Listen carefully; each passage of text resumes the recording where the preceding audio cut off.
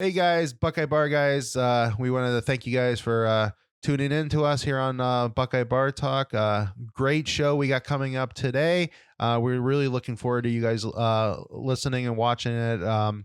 But just wanted to remind everybody, just remember to subscribe to the channel, hit the all notifications bell, and that way, anytime a new show comes up, you guys will be alerted to it. And don't forget to like the video and comment on the video. All interactions with us helps us continue to grow, and we appreciate your support. Now to the show. Welcome back, everybody, to Buckeye Bar Guys here on Buckeye Bar Talk. I'm Mike. And I'm John. Tonight's date is Thursday, September 8th, 2022, and we are a couple days from the Arkansas State game for the Buckeyes. So big, coming off our big victory last week. This week, I would expect us not to be anywhere near the trepidations of last week as the game went on. I'm expecting, a good showing from the Buckeyes this weekend where we should handily beat them. And if we don't, we probably have other issues that we'll discuss next week. So, yeah. If we don't beat them, we have huge issues. Yeah. So, we'll talk about that. We'll go through the Arkansas State stuff for this week, and then I think we will then talk about some of the other games coming up, give us some score prediction or some by the spread predictions, and then we will finish up on Buckeye score predictions. So all right, starting off with Arkansas State. I know you got some stuff you want to run down. You want to start with that, or you want to go somewhere else? No, are we fully done with Notre Dame? I don't know much. We went through a lot of Notre Dame last week. It was a good win. I've just read some of their fans say some stuff. Most of them took it graciously, but yeah, did you see that one player that said we'll get these guys again this year, and we all know how that's going to play out, or something like that? I saw some things like that. There's a lot. First of all, if they play us again, we're going to beat the crap out of that team. I would expect. I expect both teams to be better the next time around if they would play that. But I think our offensive deficiency, whatever the issues were with the offense, with not able to score more, will be cleared up by that. And I don't know how much more Notre Dame can score. Yeah, there's a much lower ceiling on their offense than there are on our offense, and I just think that we would be able to attack them much better. That they're not going to come with any surprises on defense against us, and they're certainly not going to have any surprises on offense. Yeah. The one time they tried to throw a safety blitz at us, CJ Stroud made them pay for it. So, you're going to try to bring more pressure against us through the game? That didn't work. The one thing that did work was that you had covered. You stayed back most of the game. I just think Ohio State would play that a lot better on a second go around. And their defense was pretty nice. I thought they played really good on defense. We played really well on defense too, and I think we'd just be better by that point. Yeah, agreed. All right, we can be done. Some of their talk annoyed me, so that's where I was this week. But I get it. You say I probably said similar stuff about Oregon last year at different points, but I think I took our losses more graciously than what I'm reading.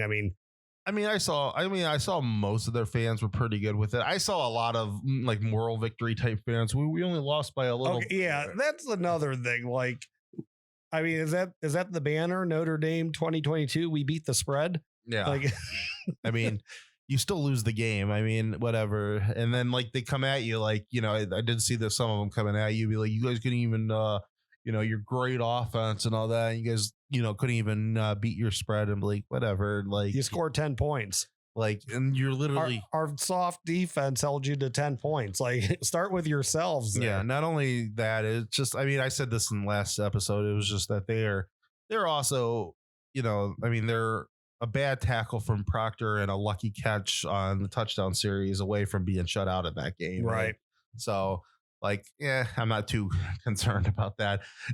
21, they're lucky they had 10. 21-0 looks a lot worse than 21-10. Right. And that would be a cover. So I'm interested to see what they're about next year, but that's a different show for a different year. And, they still got some, and the problem is they still got Clemson coming up. They still got, USC coming up, and if they drop either one of those games, they ain't playing. No, they ain't. I mean, they have to run the table, and that needs to be their. They need to run the table and hope to God that there's. I mean, and there won't be, but they need to hope that there's not either 4 undefeated teams or 3 undefeated teams in a really good lost in the championship, 1-loss SEC team, or the Ohio State game's not going to matter how close that game was. They're out of it, and I mean that's what happens when you don't have conference championships. You might need that extra feather in your cap at the end of the day, and you're just never going to get it. And exactly. So yeah, we can be done with those guys. I just thought it was kind of some foolishness early in the season. People are getting too beat up about, Ohio State dropping in the rankings because they beat a top 5 team. Like everything writes itself out in the end of the year anyways. I mean, I do think it's kind of ridiculous. I kind of think it doesn't bother me that Georgia jumped Ohio State. They're defending national champions. They beat the hell out of the number 11 team in the country. I'm fine with that. What bothers me is then the national media opinion starts up. It's like, it's only been one game. We don't know anything about any of these teams yet. Oregon could be completely awful by the end of the year. Oh. Oregon could be really good by the end of the year. Notre Dame could be much worse than what they played, and that could be a concern for Ohio State. So we know nothing about that. To say Ohio State couldn't stand up with Georgia and Alabama at this point in the season is just a ridiculous take. I'm looking at you, Colin Coward, because there is no just basis for that opinion. It's just because this team won this game by more points. That's how football works. Teams win by different scores. I thought it was funny that just to get on a little tangent about Coward.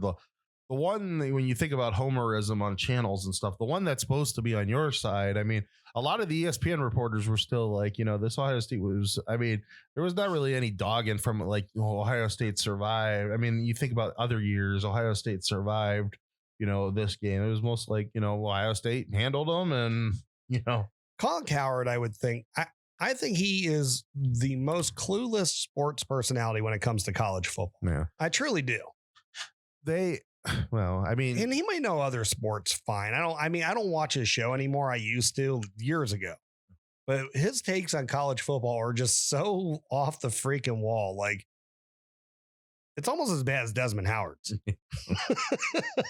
Yeah. And that's another one. I mean, that guy had Pitt in his Final Four. They barely beat West Virginia. They're probably going to lose to Tennessee this week. Yeah. Actually, before we get into the Arkansas State, guys, we actually did last week's show. I mean, the LSU game was already done, but I don't think we talked about it, and the Clemson game was not done. So let's just throw out just a little bit before just of those fine. Two. The LSU Florida State game, it felt like a game that nobody really wanted to win. I think that's where both those programs are at right now. I don't think either one's going to make a huge step forward this year. Yeah. In the Clemson game, it seemed like they have a lot of the same issues as they did last year, but yeah, it really does. They look better in the second half, and it's just, I don't know, is that was just the ceiling that Georgia Tech is at, and Clemson could get really ran. They're not going to get run hard because their defense is good, and their defense is going to keep them in games. But I mean, their offensive line looks pathetic. I mean, DJ had a good second half. I'm not going to say he didn't. And so it's like that pitch he made to Will Shipley to keep that one drive alive. Mm-hmm. That sparked some confidence in him. Yeah. He went out and drove down the field. Yeah. On that series. And so I like that. I liked how he ended up, looking as the game went on. It's just, I'm still worried about him. Their offensive line. It's like, they give Dabo this huge contract extension this year. Be like, you better go out and recruit some offensive linemen, man, because you better learn how to take some offensive line transfers. Yeah, because you're going to get your guy killed. And, so it just makes me wonder, because, Florida State defense looked pretty good for most of the game against LSU the other night. So, they're going to have some sparks. Miami, I mean, I know it was against Bethune, but, they got a good coaching staff, they though. Look really good, because so is Miami back. I mean, there is we'll see about that one. And there's just some things on that schedule. You're going to play Notre Dame, and Notre Dame, that's a defensive minded coaching staff. And, I expect them to be better by the time that game rolls around. So it'll be just interesting how he does Yeah, with a crappy offensive line. Because they're going to be in dogfights because of that. Because their offense is just not going anywhere. Hasn't since last year. I mean, maybe DJ can propel them himself. Yeah, I know he has a lot to overcome from some struggles from last season too. How they've developed the kid, I don't know how he has like an ounce of confidence left in himself, especially knowing that he's going to get hit every freaking play that he drops back. Yeah. But no, I mean, Florida State, they'll be in that game, I would assume. NC State's going to be in that game. Notre Dame for sure is going to be in that game. Yeah. South Carolina, you probably not. They're an SEC team, though. They might stay in the game. And then, you do make it to the conference title game. I don't think they will. Well, I don't know. ACC sucks, but it's, I don't know. Halfley will probably, do they play? Are they on the same side? I don't know. I can never remember. I think they might be. They might. I don't know. But like Halfley, if they play Boston College or if they play Pitt, I don't have their schedule in front of me, but one of those teams will keep it close. Yeah. Yeah, just the only thing. So yeah, his contract extension made absolute zero sense. Like on the other side of the ball, and I didn't get I maybe saw 2 seconds of the Alabama game this weekend. I know they were playing a nobody, so I can't judge their defensive line, but Clemson's defensive line is as good as Ohio State's and Georgia's. I mean, I'll say that right now. Utah State isn't exactly a nobody. No, I mean, they're not. I mean, they're not some like great Power 5 team. I get that, but they play close games against good teams. All right. I mean, they're one step above a nobody. I don't know what to say, but it's just.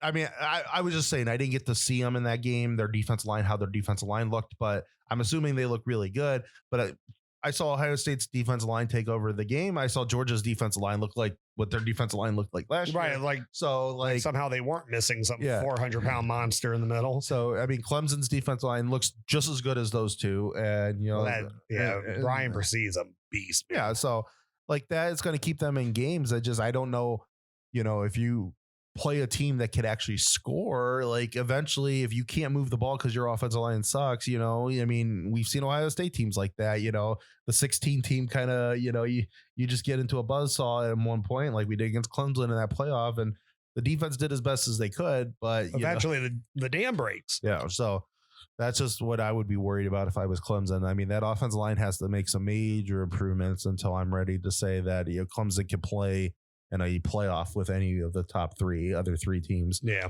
I agree with that. All right, Arkansas State. Okay, so we don't know a lot about Arkansas State. I mean, Ohio State, I believe we'll pull it out here or pull it up here in a minute, but I think they're 45-point favorite, something like that. So no one's really giving Arkansas State a chance. They did beat Grambling 56-3 or something like that, but it's Hugh Jackson's Gramblings. Coached by the Browns, the favorite Browns fans' favorite Hugh Jackson. Browns fans' favorite 0-16 son. Yeah. So I mean, I don't. The Grambling's really bad.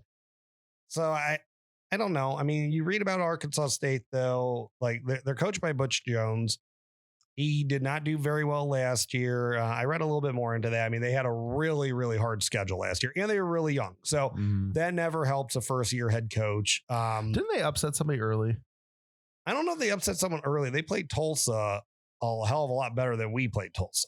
Were they on when like three of those schools down in that area played like three Big 12 teams on the same weekend and beat them all? Like I think Iowa State lost, and I thought Arkansas State was one of those, or maybe they played one of them really close. I can't remember. They might have been the one that played Iowa State really close.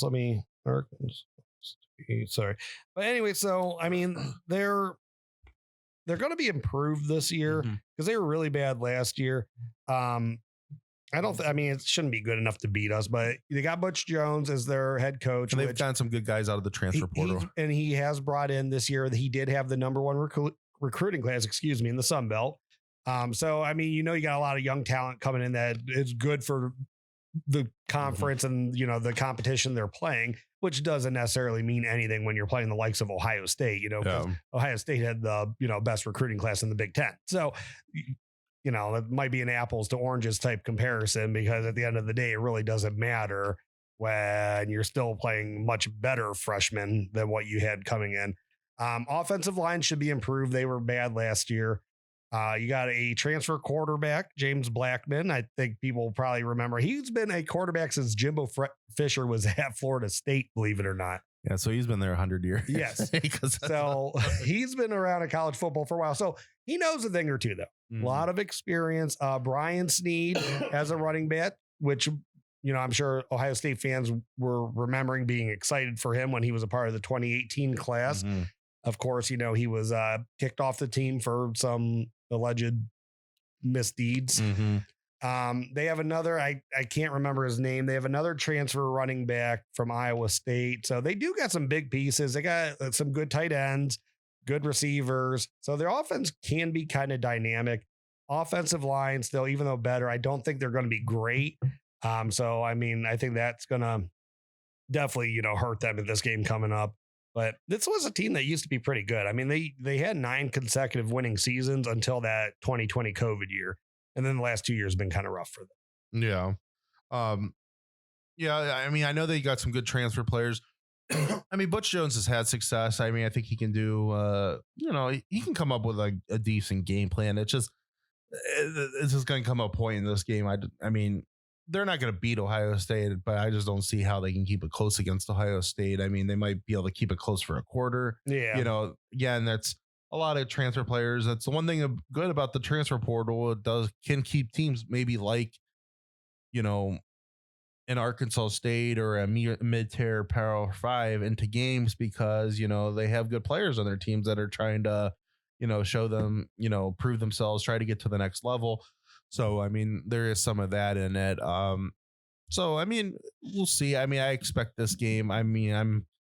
As we'll go by the end of the episode, I'm expecting it to be an extremely one-sided affair. Maybe a couple series early in the game as Ohio State gets their footing underneath them. But their defense isn't supposed to be very good either. So that's really bad for them. Once that happens, I think that, Ohio State. Excuse me. Didn't break. Yeah. Somehow didn't break. But just gotta keep my feet up the rest of the show. Yeah. So that'll be, I think, some interesting, just to see how they go, going into that game. I think, like I said, maybe it might take Ohio State a series or two just to get their footing under them, especially if JSN ain't playing it. But I wouldn't play him in this game. I think I don't care how close to 100% he is. Let's let some of the, play with Stroud and, get some use to him and some of the other receivers without JSN out there and, let him build some timing with them, I think would be the better way to go into this game. Okay. And that's going to bring me to kind of what I wanted to do this week. Last week, I focused a lot on, previous year stats. I don't think really in this game, you got to dive that deep into that stuff. Like you don't need really a tail of the tape. And it's too early in the year to actually do like a good one for, in season. So I just kind of want to go through some like lingering questions that we might have from last week and going forward. So I was thinking maybe like, I don't know how you want to do this. If you want to ask your own, I was just going to ask them and then you can answer them if you want to. Yeah, we'll start with that. And if I come up with something to throw in there, we'll throw it in. Okay. So for offensively questions I would have, what is your main focus in this game? What is your goal? Do you want to iron out the run game and dominate with the run early? Or do you want to establish timing with those receivers and CJ Stroud?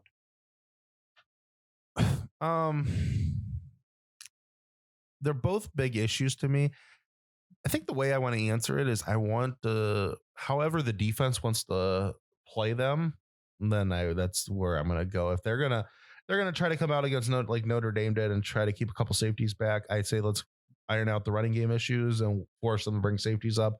And then we move to the passing game. But if they have 8 guys in the box or whatever, and yeah, I would love to see them, let's like man up and, take on the 8 men. But if they're going to give us some throwing opportunities, I would take that at that point. Light them up with Stroud. So I think that's how I would answer them. I'm assuming they're probably going to, especially if JSN ain't playing, they're going to probably try to do what Notre Dame did and keep the safeties back. I think Notre Dame has got to put a blueprint out there that probably won't make any sense to any of these couple teams coming up. We'll see how kind of Wisconsin attempts it, because I figure that will be the next actual team that could field a possible defense. I mean, those teams that were playing at the end of September through all the way through October, I'm expecting a lot of cover two to see if the Buckeyes have a good attack plan against them. But I would say I'm probably going with the running game on this one just because I think that Arkansas State will probably use that blueprint that, Ohio State had some issues in the passing game with this. Their timing was off and all that stuff. So let's attack them the same way Notre Dame attacked them, and let's force them running. And, I would eat that up if I'm Ohio State. Okay. This week, so knowing that you have kind of like two of these games back to back, that you got this game and then you have Toledo right after. So your starters that are a little banged up, your JSN. Now, Luke Whippler, I'm not sure because we heard he was in a boot after the game against Notre Dame, but I heard he left practice walking fine. Matt Jones, I also heard that, his foot was bothering him a little bit, but probably fine. But these guys that just have little lingering things right now, do you use this week as a rest for them because you have next week to get them warmed up for Wisconsin? JSN definitely, and I'm almost at the point that I'm okay not seeing JSN till Wisconsin. For the offensive linemen, offensive linemen are different types of positions, but I would hate to get one of these guys knocked out of the game. If it seems like Whippler might be a little worse than Matt Jones, so I think Matt Jones is playing. He said he's going to play. He's been practicing at center this week just in case he has to play that. He said he doesn't care. He'll play any of the position, whether it's left side, center, or right side of those positions. So if Whippler's a little more banged up, I would this could be an opportunity to get a depth game in there for, I'm assuming Fryer is the next guy in because he's our sixth offensive lineman. So, well, I know Mahi, he's one of those guys too. Yeah. So maybe rotate them through just to see how they're looking and stuff like that, to get them ready. If both of them are, 80% or below, I'd say sit both of them and let these guys see what they can do. With maybe one of them being able to dress. If a Matt Jones has to dress and come in later in the game because the other guys aren't showing up. Because it's a clown show. It's a clown show, that I would be necessarily okay with that. But hey, if, like I said, 80% or below, I have no problem with them being in street clothes, and let's see what the other guys can do. I mean, they should be able to handle Arkansas State. So that would be my thing. If I think Matt Jones is a little bit more ready. I think he's going to play. I'm a little bit up in there with Whippler, even though Ryan Day say he's been practicing all week. But if there's any question marks, let him sit and let one of the other guys play and maybe rotate one of the other guys. I don't know. Matt Jones can do center, and I'd be fine with that. Okay. I've seen enough from CJ Stroud over the last year that I don't need to see a lot with his timing with his receivers to know, like, okay, it's starting to go on the right page. That was game one, whatever it may be. And I know the competition is going to be much different than what it was against Notre Dame. So I'm not worried about like when they're pulling guys out or anything like that. Next question that kind of like there's two receivers that were outside of JSN that were dinged up. Fleming and Cam Babb. They've been dinged up a lot. If there's, and I know it sounds crazy, risking anything against a team like Arkansas State. And of course, I'm not suggesting if they're not healthy enough, you play them. If they are healthy enough, though, is it time to suck it up for those guys against a team like this and try to go out and prove that they can, add something to this offense? I would be yes and no. I would say for Fleming, if he's 90%, then I want him to play. Babs had so many really severe issues that like I'm still okay for him sitting a few more weeks if he's not ready to go. Even though I would love to see him get in one of the next 2 weeks because they're home games. I'd love to see him get a touchdown against a not as good defense than he'll be playing as the weeks coming up. But I'm fine with what they did with Xavier Johnson. Honestly, right now, I think that, Marv Jr. and Ibuka and Ballard are probably the next three if Fleming's not ready to go. So, I want them to get as much reps as possible. I think you got to assume with Fleming that, they're just guys that have injury issues, and he's one of them. And, I don't know if he's ever going to be, if he's ever going to get there. And I hope he does. I mean, I think he's really good. I've always had, it's always been weird to me that a guy from a wing T offense ended up being the number one receiver in the country. That was just such a weird thing to me that, I just don't know if he's used to play. I just don't know. I think he might be just getting overused because he's never been used to ever having run routes like this. And this is different than wing T receivers don't get that type of attention. So I mean, that was just me always coming out of high school, not saying that he's not a really, really good player. It's just that it's yet to be seen, I'm sure he can. But so I would like to see if he can play. I want to see him more so than Bab. And that's not saying that I don't want to see Bab. I don't know what I think. Julian Fleming might be somebody that you can still use throughout the season if he's healthy, where I just don't know the type of injuries Bab has had. I just don't know how, I would love to see him get a touchdown. I would love to see him get a touchdown in Ohio Stadium. I just don't know. I mean, it's just, he's got so many major injuries that he has to try to come back from. I don't know if he could ever do it. Okay. Now my defensive ones, these are not as much of thinkers. I don't know. I must have went through these more quickly. First one is, will they not let up against weaker competition? And so I guess this is more, philosophical, whatever. Can Jim Knowles keep these guys razor sharp when they know they're going to win this game going into it? I think he can. I think he will. I just think there's this different motivation right now. If this game was maybe a little later in the season, like when they play like Maryland and some of those teams that they should beat, that's coming down later in the season, there could be stretches in that game where maybe they're filling themselves too much. I don't think they're going to be in this game. I think this is an opportunity that a lot of these guys know that, they're going to get some reps and stuff like that. And they're just want to prove themselves. They want to put stuff on tape. Mm-hmm.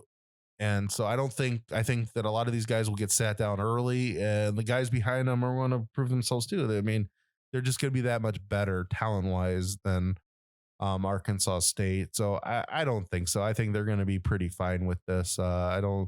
Maybe later in the season when they play some of those weaker Big Ten teams, they might get to a point, especially because they'll be undefeated up to whatever.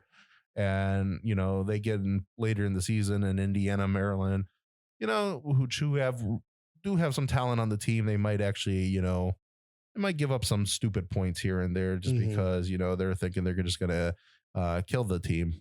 Yeah. Okay. Defensive rotations. We saw when they rotated last week against a good team, at least, equal or close to equal talent or training development, whatever. They're rotated in like third string defense struggled against Notre Dame. I'm not sure that was really the time to bring them in when the game was that important.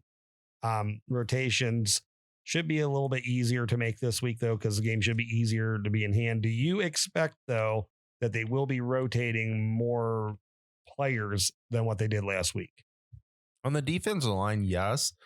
And my only thing with the rotation last week is I don't like how they did the rotation. I don't have a problem that they did that they were rotating guys, but don't rotate an entire defensive line. Line changes are stupid. Like you can't just put in your worst defense at that point of the game. If you're going to rotate one or two guys, that's fine, but keep one or two of the guys that are better players out there at the same time. So at least maybe your less players are playing with better players. You know?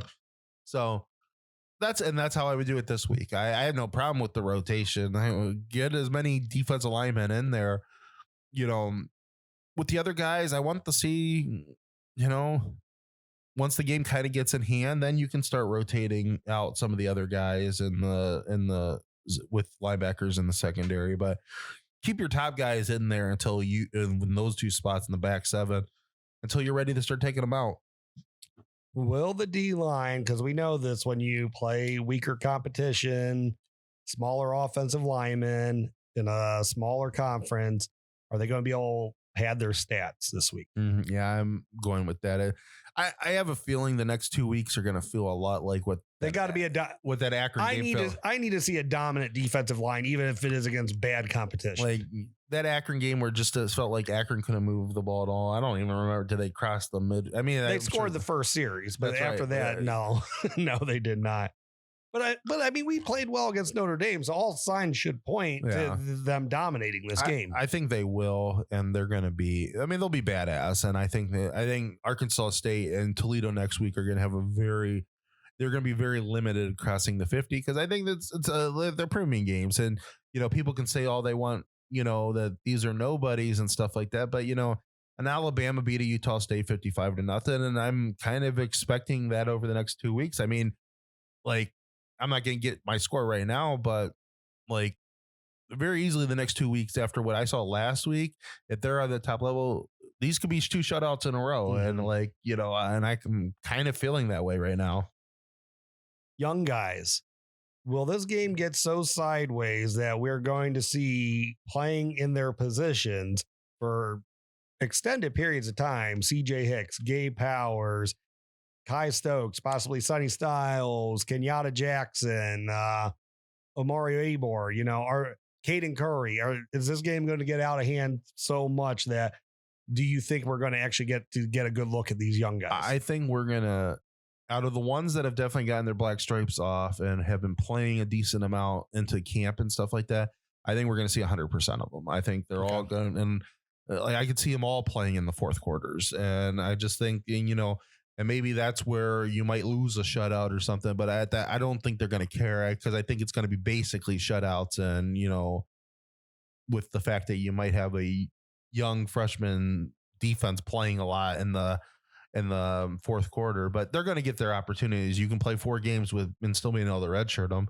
And I think these are 2 very big opportunities that, Ryan Day has really, and he stressed this a lot. And if you really go back and listen to him he was upset that he never got the depth in that he got in 2020. And, he didn't really get them in spots last year neither. So I think he is not going to be hesitant. I think they're going to be in so control of this game that CJ Stroud's not going to come out in the third quarter. He played young guys in 2019 where he could, that was never an issue with him. I think that this is where these 2 weeks really come out because I think he's going to want to play a lot of these guys. It doesn't hurt them. It's experience, and it's going to get them to at least, you got depth at different spots. And, so yeah, I expect that anybody that's been, we've heard a lot of Sonny Styles. We saw a lot of Stokes in, that game. I know they want to get, Hicks into, there was a lot of talk about Hicks and stuff and Powers and even Carrico. And, so I literally can see all these guys playing in the fourth quarter. Okay. So not to give, and this is just a yes or no question, not to give away too much because we still got more to talk about, but can they pitch a shutout? Yeah. Okay. All right. You ready to give our offensive players the game and all that good jazz? Or you got anything else you want to talk about this game? No. I think we're going to see, we're going to see a very complete team this whole game. This game's not going to be close. This is going to be domination. Yeah, domination. And, like I said, it might take a series or 2, but I don't even think it's going to take a series 2. I could really see them, come out. I mean, the offense is going to want to prove some stuff. So I think they're going to be so focused from the beginning offensively. And I just don't see how this team, I know Butch Jones can call plays. I know that they got some good transfers in there, but I just don't see how that offense is going to be able to stand up against this defense. When you don't have a line against this defensive line, that doesn't matter for much. Yeah, exactly. All right. So, offensive player of the game. I'm saying it's Emeka Egbuka. I think they are going to establish. I'm kind of all over the place with this stuff, but I think they are going to try to establish the passing game, and I think he is the best receiver they have out there when JSN's not out there. And I think he's going to, clean up because of that. I'll give him 2 touchdowns in the air. I'm going to go opposite kind of a view that I think that, like I said, I think that they're going to try to play more like a Notre Dame style of defense. And I think Ryan's not going to be scared. I think at that point he's going to want to establish his running game. I think Trey Henderson's going to have a huge game. I think he's going to, and he's not going to play like I could see him. I think he's going to break 2 big touchdowns in the first half and possibly be around 150 yards and not play at all in the second half. Like I just think I think they're going to want to get him going, get some good confidence in him. I mean, and everybody knows what Maya can do, and I mean, Mayan, the guy could sit out the next 5 weeks and he's going to come in exactly in week 6 as he just did. Right. Yeah. In the last game. So like they got to get Trey going because they got to get Trey the type of confidence I think he needs. And they got to run better plays with him. I mean, I talked about this in the last episode that those plays that they run with Mayan, run some of those plays in between the tackles with him. I mean, the kid runs hard and, he's not afraid to get hit and all that stuff. And I know you want to get his speed to the outside and stuff like that, but this dude could kill teams going up the middle if they're not ready for him to come up the middle. I mean, there's a couple ones that Mayan almost broke last week going in between the tackles against Notre Dame. So, well, they both can do everything though. That's the thing is you got to keep the playbook open for both of them. Yeah, exactly. So, no, I think it's going to be, that's my MVP. I think it's going to be Trey. I think he's going to have a huge first half, which is basically going to be his game. So I did an offensive surprise or standout, whatever. Standout probably not because I don't think this guy's going to be like the MVP. Obviously, I said it's Buka. My offensive surprise of the game is G. Scott, though. I think if any time is the time for him to get in, it's going to be a game like this where it's lopsided. And I think he's going to be an easy out for either Kyle McCord or Devin Brown because he's going to be so open. Same thoughts, but it's going to be a receiver. I think Jaden Ballard, the pride of Massillon's going to have a huge second half. I think he's going to get in some in the first half because I do think they're going to keep JSN out. But I think he's just going to you're going to see his athleticism, his ability to catch high balls and stuff like that. You're going to see it all in the second half of this game. And he's going to have a big game. It's not going to be anything with CJ Stroud probably throwing to him because Stroud will probably be out for the whole second half. But it's going to be McCord. It's going to be Devin Brown. And I think he's going to have a huge second half. I mean, I'm not going to put any stats on it, but I think he could have 2 touchdowns that. He's going to be, he's just going to be a mismatch. And because that is a legitimate number 1 wide receiver for a lot of teams in this country that's going to be playing in the second half of a football game. It's crazy. My bold prediction, Trevion Henderson and Mayan Williams both go over 100 yards with at least 10 minutes left in the third quarter. I mean, I could see it. I mean, this will be definitely the defense, the do it against. I would say, trying to think what would be a good bold prediction. I think one of these receivers are going to have almost 200 yards receiving between Marv, call it, and Abuka. Put a name on it, Abuka, because I can see him. He's going to get. I can see him taking those. He can take the passes. He should have had 2 touchdowns last week. Yeah. I mean, Stroud just missed him on the second one, but he's just. Now, Stroud says he didn't miss him, and I haven't been able to see the other angle. He said that Buka would have got killed if he let him. Maybe. I have to see it, but from looking from straight on, I mean, I didn't see anybody there to his outside. I mean, I just think he needed to, maybe put it a little bit on over his outside shoulder and let him turn and catch it. But I mean, I could be wrong on that one, but I don't know. All right. Flipping to the other side, defensive player of the game. I have Jack Sawyer. This is the type of game where defenses just pad their stats like crazy. And I think the guy's just going to be a sack machine.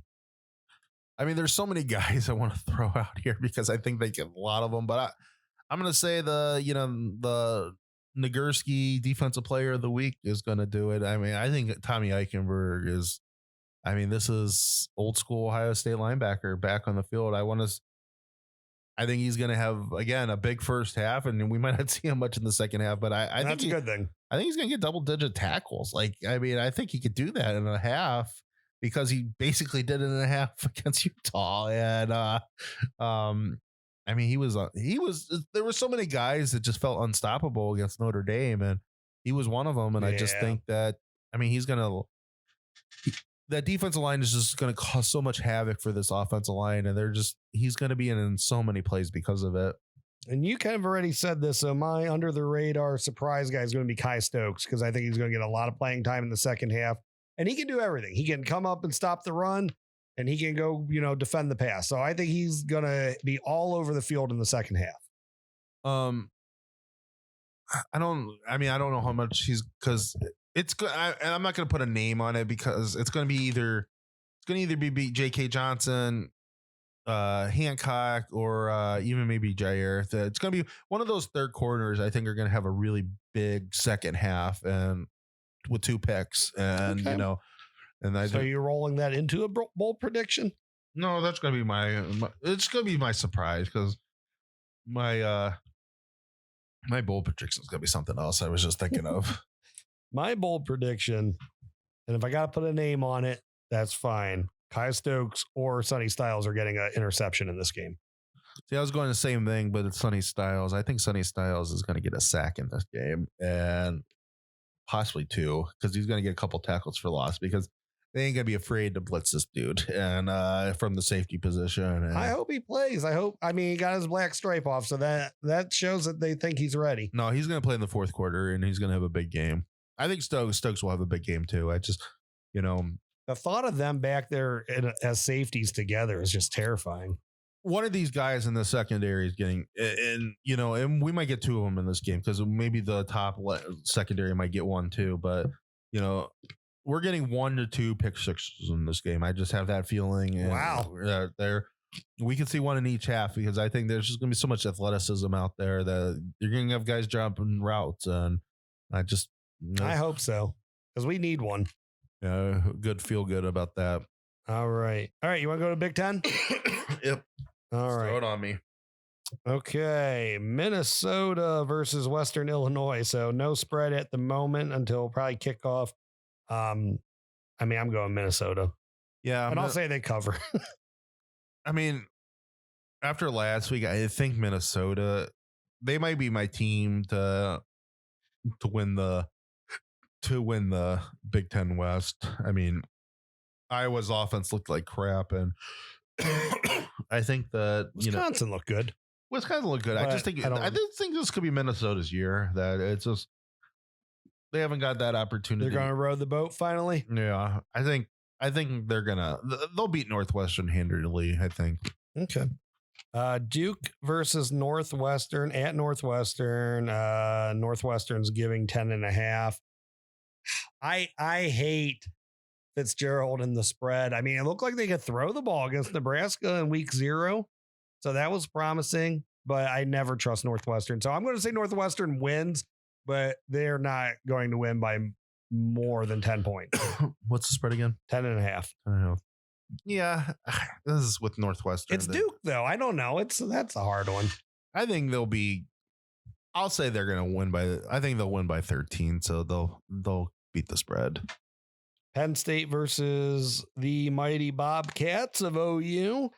Penn State is favored by 25.5 points.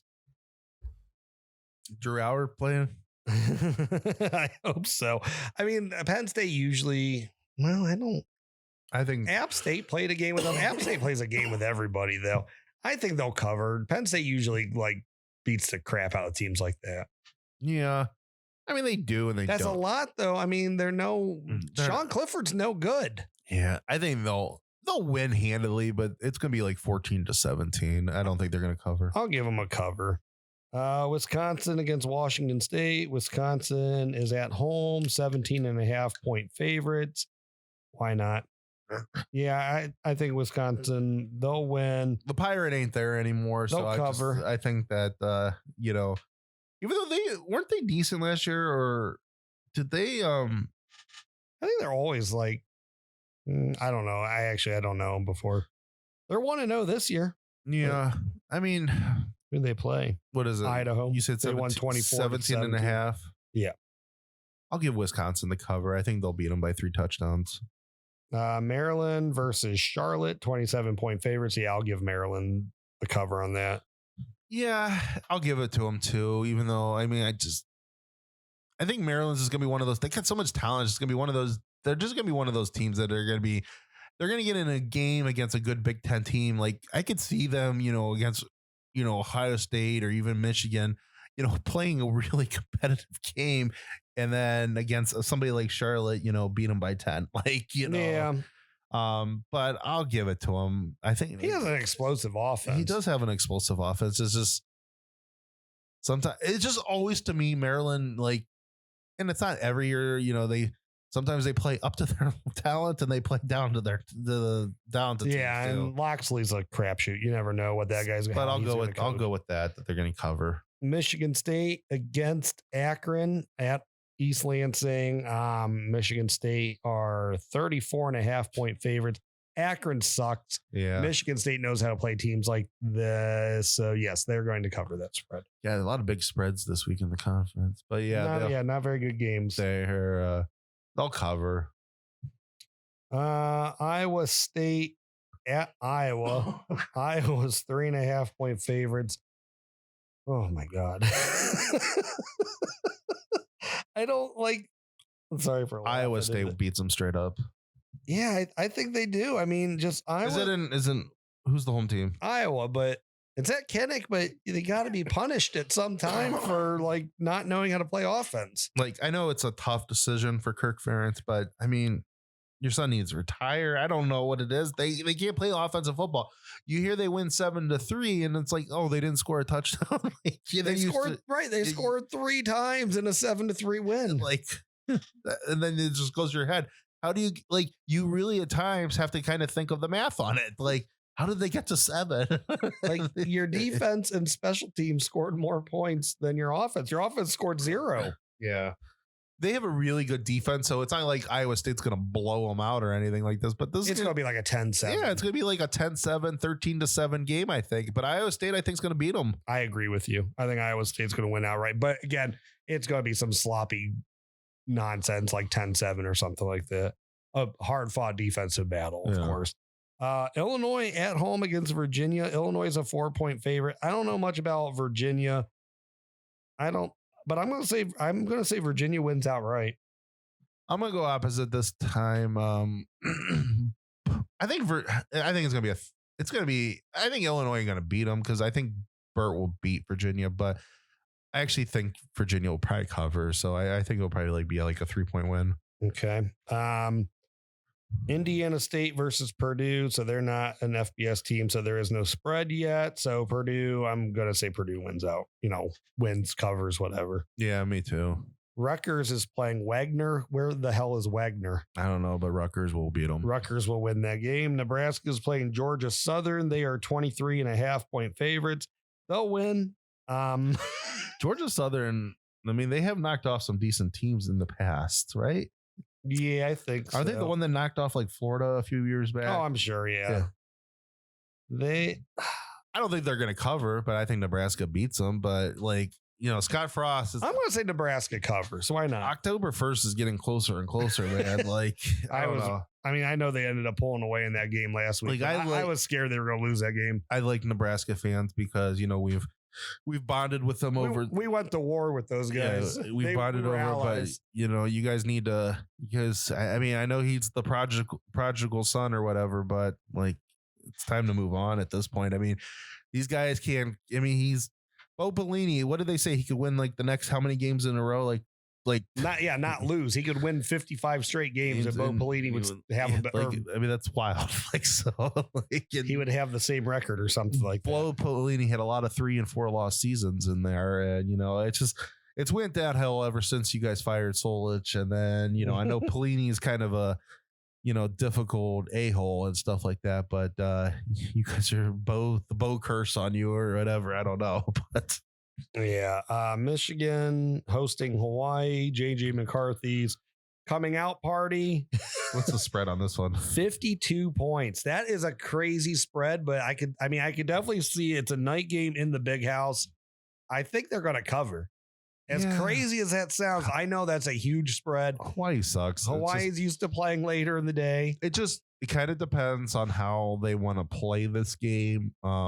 But Michigan at times they're sloppy as hell.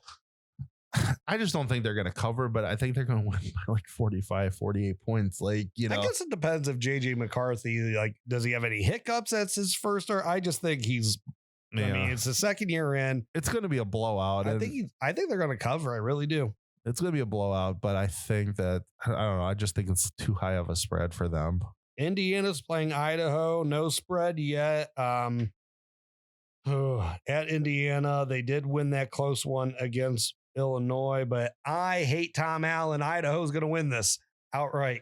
Indiana's going to beat them, but Idaho's going to play a better game than people think. Idaho, they've been decent in years, so I think that, I think this game could be very close for a half, but Indiana will beat them. All right, I'm going to pick out a couple top 25s for you.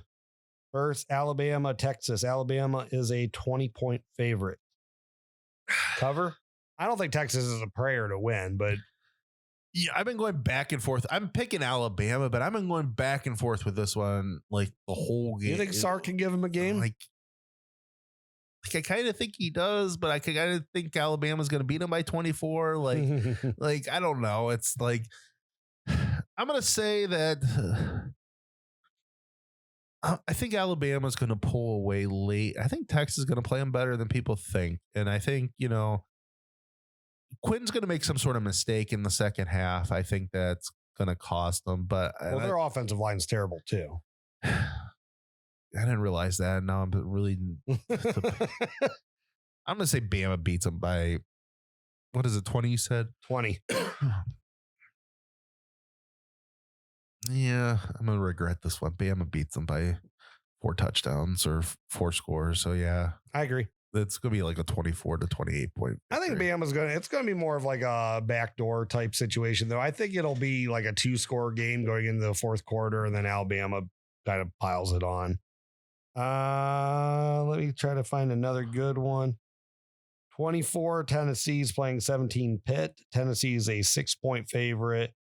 I think they'll cover that. I wasn't impressed with Pitt, what I saw last week. Yeah, I wasn't impressed with Pitt either. Tennessee beats them by 10 to 14. And Kentucky has to travel to the swamp. Florida it's 20, number 20 Kentucky, number 12 Florida. Florida's a 6-point favorite. I'm never sold on Kentucky. I think I do. They beat Utah. I think that helps them get a little like swagger back to them. So I'm going to say Florida covers this. Kentucky beats them. Okay. I think Kentucky beat them last year. Yeah. Or they've beaten them recently. I know that. All right, let's go to our game. So Ohio State, Arkansas State, Buckeyes are a 44.5-point favorite. I am going to say, I got to do the math on this shit. 52-7 Ohio State. So that is not a cover because that's 42, right? It'd be Wait, 45. That's 45. Okay, so that is a cover. Yeah. Oh my God. All right. So yeah, I'll give Ohio State covers then 52-7. I mean, I'm going definitely they're covering. I think they're going to beat them. I just can't decide. Is it 8 touchdowns or 9 touchdowns? I'll say it's 56-0. I think they're going to shut them out. I mean, they easily could. I think maybe there's one broken play that, one of those guys, dynamic players can score on, or the chance that, you got the freshman in the end of the game and there's some sloppy touchdown or something. Yeah. I mean, it's total domination. Yeah. I think it's going to be just I think a lot of Buckeye fans will be enjoying watching the freshman play, but I think, maybe if Texas can keep the game against Alabama close, eyes might be elsewhere in the second half. Might be elsewhere in the second half, and just go back and rewatch a recording of the Buckeyes second half if you don't have more than. We'll be able to keep both games on it together, but not everybody is fortunate to do that. But I just think some of the eyes might be going a little elsewhere if the Texas Alabama game is close. And what are you drinking this week for a victory shot? Victory shot. It's going to be a bourbon of some sort. I'm going to go with that 4 Roses right there. Single barrel, small batch. What the single? All right, there you go. That's our victory shot. Yep. 4 Roses, single barrel. All right. All right. Well, thank you everyone for stopping in tonight to the Buckeye Bar. I'm John. And I'm Mike. OH. IO. Go Buckeyes. Go Buckeyes. Thank you for tuning in to this week's Buckeye Bar Guys on Buckeye Bar Talk. Don't forget to subscribe to the channel, hit that all notifications bell so you see when new content is added. And please remember to like and share so we can grow our audience. Don't be afraid to comment. We want to know what you're thinking and we want to know what content to add for you guys. OH. IO.